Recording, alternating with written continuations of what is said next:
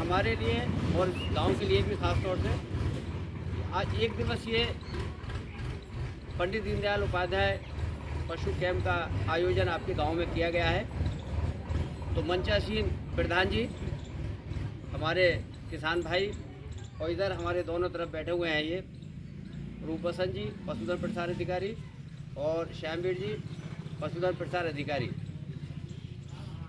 आज का दिन इसलिए भी अच्छा है कि आपसे मुखातिब होने का मुझे मौका मिल रहा है। तो पशुओं से संबंधित इस कैंप, जो भी कैंप लगते हैं, सरकार की एक मंशा होती है कि पशुपालन आपके द्वार पर हो। आपकी जो समस्या है वो आपको पता होना चाहिए, इधर से भी इधर को लेना पता चलना चाहिए, पब्लिक भी है। तो देखिए, मैं आपको कुछ चीज़ आपको बहुत ही इम्पोर्टेंट बताने वाला हूँ, बहुत ध्यान से सुनिएगा। और मेरा मानना यह है कि इतनी ध्यान से आप सुनेंगे कि आपको सब याद हो जाएगा। सबसे पहला काम है कि पशु बीमार ना हो, इसके लिए आप क्या करें।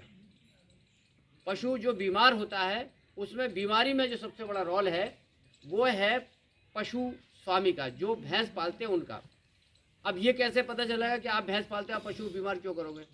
आप ही बीमार करते हो पशु को। आज मैं इस बात को खोल दूंगा कि पशु कैसे बीमार होता है। जैसे पशु बार बार पेशाब करता है तो वो बीमार है। पशु पतला गोबर करता है, वो बीमार है। पशु के आँख से पानी आता है, वो पशु बीमार है। पशु की क्षमता 10 लीटर दूध देने की और 5 लीटर दे रहा है तो पशु बीमार है। पशु को 1 साल के अंदर ब्याह जाना चाहिए, पशु 1 साल तक भी ज्ञापन नहीं हो रहा है तो वो पशु बीमार है। लेकिन बीमारी की परिभाषा आपके नज़र में क्या है? बीमारी की परिभाषा आपके नज़र में ये है कि पशु ने चारा खाना छोड़ दिया, तब आप बीमार समझते हैं। पशु चारा खाना छोड़ देता तब आप बीमार समझते हैं। ऐसे ही है नहीं? ये बीमारी नहीं है। बीमारी कई टाइप की है। एक बीमारी ये है कि पशु बिल्कुल ठीक है, सब कुछ काम कर रहा है, लेकिन जब भैंस दूध नहीं दे रही तो पशु का काम क्या है? दूध लेने का।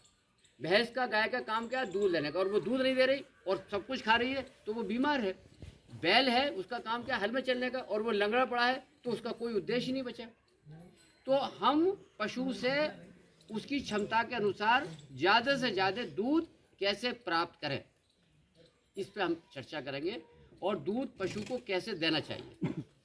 अच्छा लग रहा है आप लोग को? नहीं तो पहले तो मैं अपना परिचय दे दूं। मेरा नाम डॉक्टर उमर खान है। मैं उप मुख्य पशु चिकित्सा अधिकारी जसराना में पदस्थ हूँ। और ये आज आपके गांव में जो कैंप है, 1 दिवसीय कैंप है, इस कैंप का जो मूल उद्देश्य है वो मूल उद्देश्य ये है कि आपको मैं कुछ जानकारी पशुपालन की, योजनाओं की और बीमारी के बारे में देना चाहूँगा। सबसे पहला काम है पशुओं को ऐसी दवा खिलानी जिस दवा से पशु बीमार ना हो। आप देखते होंगे अब से 20 साल पहले पशु कम बीमार होते थे, 15 साल पहले बीमार पशु कम होते थे, अब ज़्यादा बीमार होते हैं। आखिर क्यों? उसमें फ़ोन आ रहे होगा, सर तो फ़ोन आते हैं, उससे कोई फ़र्क नहीं पड़ेगा, आने तो फ़ोन को उठाना नहीं है, उससे कोई फ़र्क नहीं पड़ता। पशु पहले बीमार नहीं होते थे, अब क्यों होते हैं? पहले इंसान बीमार नहीं होता था, अब क्यों होता है? उसका पीछे एक ही रीज़न है। पहले पशु चुगने जाता था, चरने जाता था, खेत में जाता था तो तरह तरह की घास खाता था। घास जब अखोड़ता था, खाता था, तो उसके अंदर मिट्टी आती थी और मिट्टी में कैल्शियम है, मिट्टी में नमक था, तो कैल्शियम और नमक की पूर्ति हो जाती थी। जब पशु चरने जाता था तो उसके साथ झोटा भी होता था। कब वो गर्मी में आया, कब वो भैंस नहीं हो गई, तो आपको पता ही नहीं था। पशु की एक्सरसाइज होती थी, कब आ गया पता ही चला। अब पशु को आपने बाहर भेजा नहीं, पशु को क्या है, आप खूंटे पे खिलाते हो तो क्या होता है? उसकी इम्यूनिटी कम हो जाती है, रोग बीमारियों से लड़ने की ताकत कम हो जाती है। तो उसको पूरा कैसे किया जाए? उसका पूरा ऐसे करना है कि जो पशु आपके खूंटे पे बंधा है, प्रतिदिन 30 ग्राम नमक हर पशु को खिलाना अति आवश्यक है। कितने लोग हैं जो खिलाते हैं नमक? बांझपन का ये बांझपन का सबसे बड़ा कारण है नमक को नहीं खिलाना। अगर 30 ग्राम प्रतिदिन प्रति पशु को आप नियमित रूप से नमक खिलाते रहोगे, बांझपन की 90% समस्या खत्म हो जाएगी। दूसरी समस्या क्या है बांझपन की? आपको हीट में नहीं पहचानना। पशु कब हीट में आया इसको पता नहीं आपको, डिलीट हीट में कर दो या जल्दी करा देना। तो अब से पहले क्या होता था, पशु ज्ञापन बहुत अच्छे से रुकते थे। उसके पीछे रीजन ये था कि जब पशु शाम को हीट में आता था तो सुबह को आप उसको अस्पताल पे लेके जाते थे या झोटे के पास लेके जाते थे, वो 51 रुक जाता था। लेकिन आज की तारीख में हमारे जो पैरामेट्स घूम रहे हैं, जैसे ही पशु ने तोड़ा दिखाया, पानी दिखाया, तैसे ही आप उसको डॉक्टर को बुला के नया करा देते हो। वही पशु नया नहीं होता।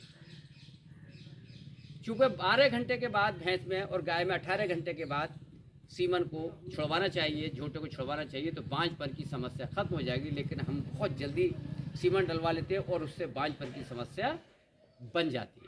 तो सही समय से हीट पे आपको बीज डलवाना है तो आप बांझपन से दूर हो जाएंगे। नमक खिलाएंगे तो आपका पशु खुलकर हीट में आएगा। अब अगली समस्या है पेट के कीड़े, आंखों से पानी आना, फटाफटा गोबर करना, बार बार पशु का बीमार होना, क्षमता के अनुसार दूध नहीं पीना, दूध नहीं देना। तो ये है बहुत बड़ा कारण पेट के कीड़े। अब पेट के कीड़ों की 2 दवा है जो आपके गांव में भी मिल जाती है, आपके घर में मिल जाती है। उस दवा का नाम है कॉपर सल्फेट, उस दवा का नाम है तूतिया, उस दवा का नाम है नीला थोथा। नीला थोथा आप लेंगे 5 ग्राम, एक भैंस को रोटी में रख के खिलाएंगे। इधर भी घुमा दे हाथ क्या,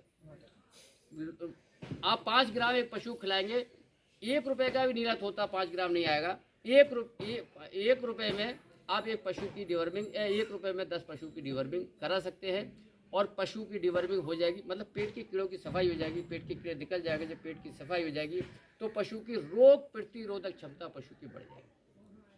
दूसरी दवा क्या है? अंग्रेजी दवा है। तो पेट के कीड़ों की दवा कौन सी दोगे आप? नीला। आप लोग समझ में नहीं आ रही मेरी बात क्या? अरे तो चुपचाप कैसे बैठे? मैं तो बहुत अच्छा बताने वाला हूँ।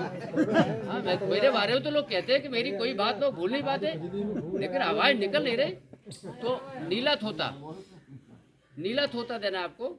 और दूसरी दवा हमारे हर अस्पताल पे उपलब्ध है, अंग्रेजी दवा। आप जिस अस्पताल पे हमारे जाएंगे, छोटे अस्पताल पे, बड़े अस्पताल पे, वहाँ से आप पेट के कीड़ों की दवा जितनी चाह मिल सकती है, 1 पशु को, 10 पशु को, 20 पशु को।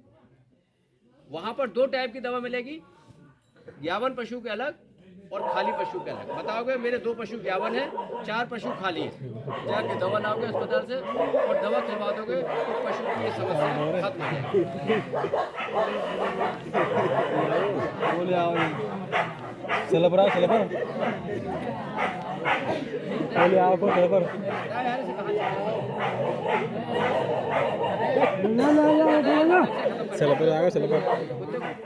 बाद में लेकर आने से